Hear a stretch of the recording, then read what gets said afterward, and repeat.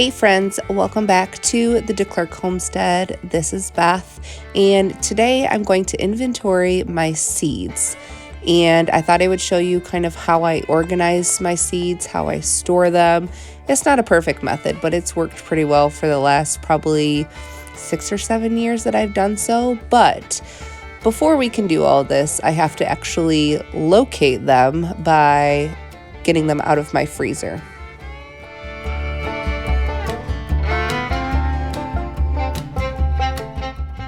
So this chest freezer is one of our 4 freezers that we use, maybe 5. It's kind of the reject freezer because I don't like organizing it. So it's where I stash my seeds, my whole chickens.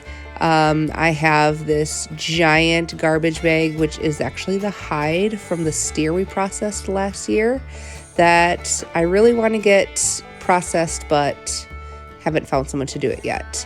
And I also have a turkey in here. This was the only turkey that we didn't sell last fall, so I just decided to save it for us. And to be honest, had I not come in here to get these seeds, I probably would have totally forgot to take it out and thaw it for Thanksgiving next week. So kind of a happy accident. This is probably a 20-pound bird, so it's definitely going to need a week to thaw fully. But we will have to deal with the organization of this freezer another day. Today, we're going to see what seeds that I have and kind of know what I need to order for next year.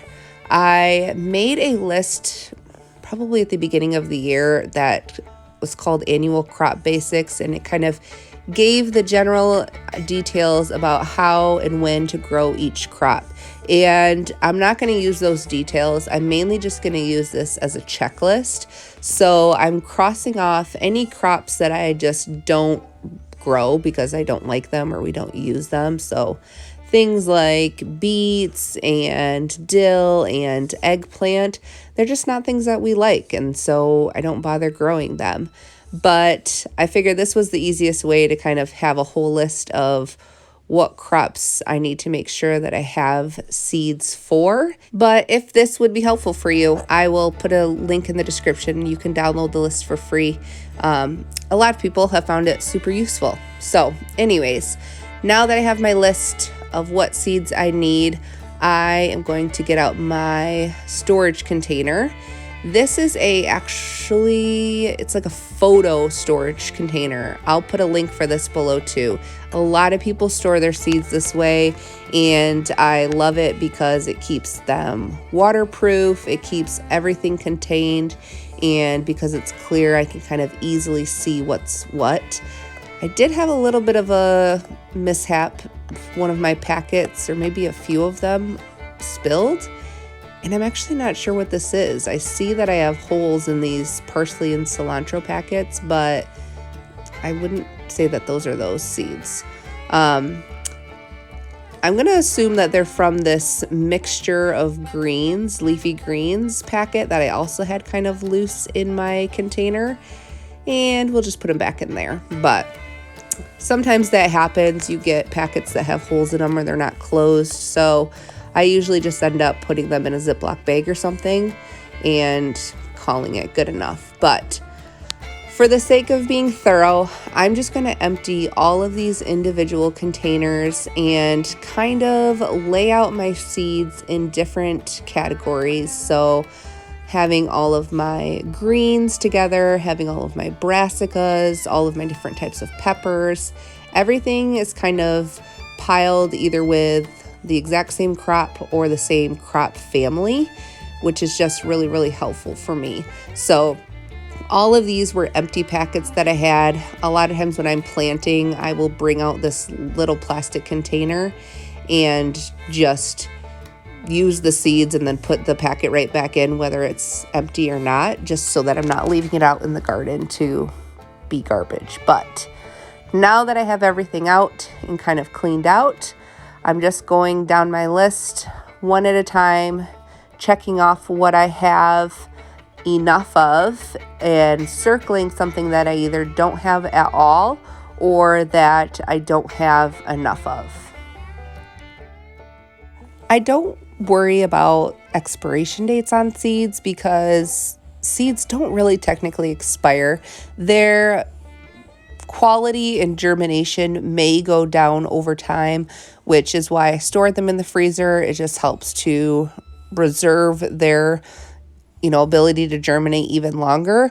But for the most part, I'm going through seeds every 2 or 3 years, so I'm not that worried about them. I don't think I have a single packet in here that's more than 2 years old at the most.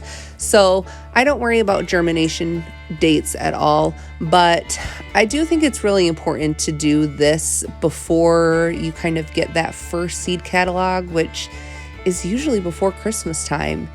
It's really easy to get hyped up about buying seeds, and though they're only a few dollars each, a few dollars really adds up if you're buying things that either you don't need or you don't necessarily have the space to grow.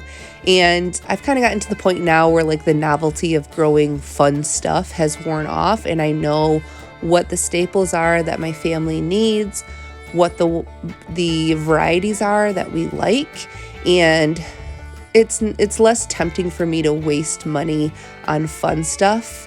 However, I do still want to make sure that I'm being thorough and being prepared with what I do want and need to have.